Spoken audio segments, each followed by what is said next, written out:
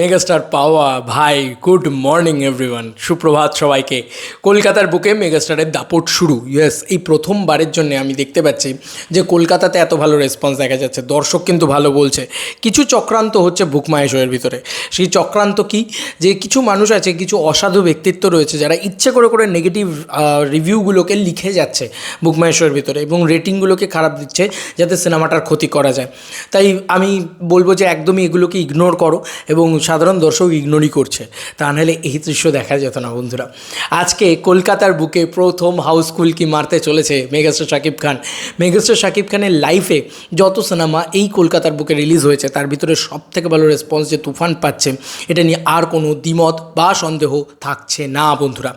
এটাই তোমাদেরকে বলে রাখি যে আজকের ডেটে সর্ববৃহৎ রেসপন্স, কালকের ডেটে তো একটা দারুণ রেসপন্স ছিল, আজকেও আরেকটা মারাত্মক রেসপন্স কিন্তু আমরা দেখতে পেতে চলেছি এবং উইথ প্রুফ দেখাবো, আমি কোনো মুখের কথা বলবো না বন্ধুরা।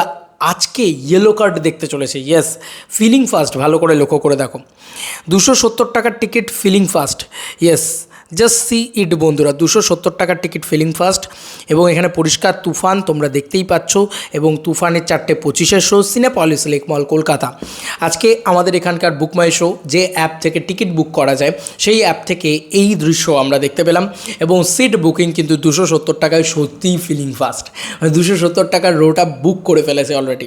দেখো, আমাকে বিচার করতে হবে বাংলাদেশের কোনো ছবির সাথে, আমাকে বিচার করলে হবে না যে আমাদের এখানকার কোনো ছবির সাথে, কারণ আলটিমেটলি মেগাস্টার শাকিব খান ইন্ডিয়ার কোনো সুপারস্টার নয়, মেগাস্টার শাকিব খান পশ্চিমবঙ্গের কোনো সুপারস্টার নয়। তাই তার ক্রেজটা পশ্চিমবঙ্গে তো বাড়তে সময় লাগবে।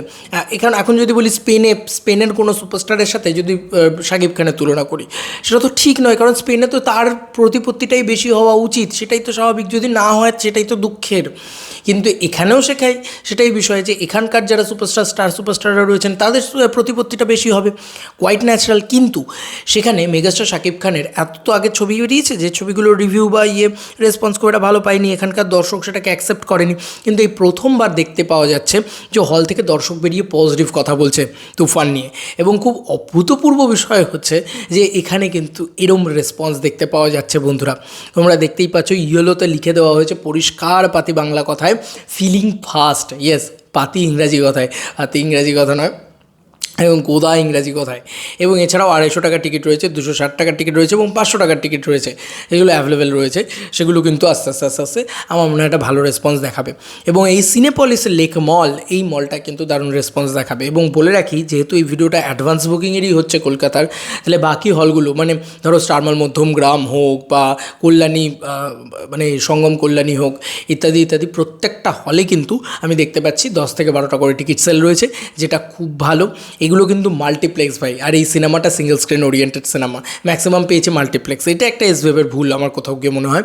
তো সব মিলিয়ে যদি দেখি, তাহলে এটা বলতে বাধ্য হচ্ছি আমি যে মাল্টিপ্লেক্স সিঙ্গেল স্ক্রিন মিলিয়ে দারুণ একটা রেসপন্স। এই প্রথম কোনো বাংলাদেশের সিনেমা এখানে এত ভালো রেসপন্স ক্রিয়েট করতে পেরেছে, দারুণ রেসপন্স। ওই যে বললাম, বাংলাদেশের সিনেমার নিরিখে কিন্তু আমি বারবার বলছি, কারণ এই প্রথম কোনো বাংলাদেশের সিনেমা আমাদের এখানে এই লেভেলের বিজনেস করতে পারছে, এই লেভেলের করতে পেরেছে। এক লাফে তালগাছে ওঠা যায় না, অসম্ভব।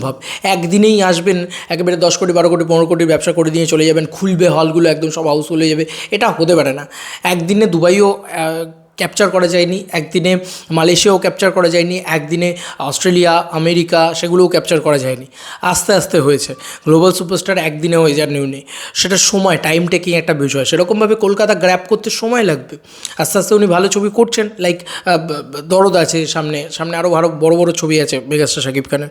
ইভেন কি এই সিনেমাগুলো তো ভালোও হচ্ছে গুণগত মানে, না, যে কারণে আমাদের এখানকার দর্শকও কিন্তু অ্যাকসেপ্ট করে নিচ্ছে। তোমাদের কার কি মতামত এই এন্টায়ার ভিডিওটাকে নিয়ে জানিও কমেন্ট সেকশনে। চলো বন্ধুরা, নতুন কোনো ভিডিওতে দেখা হবে, বাই।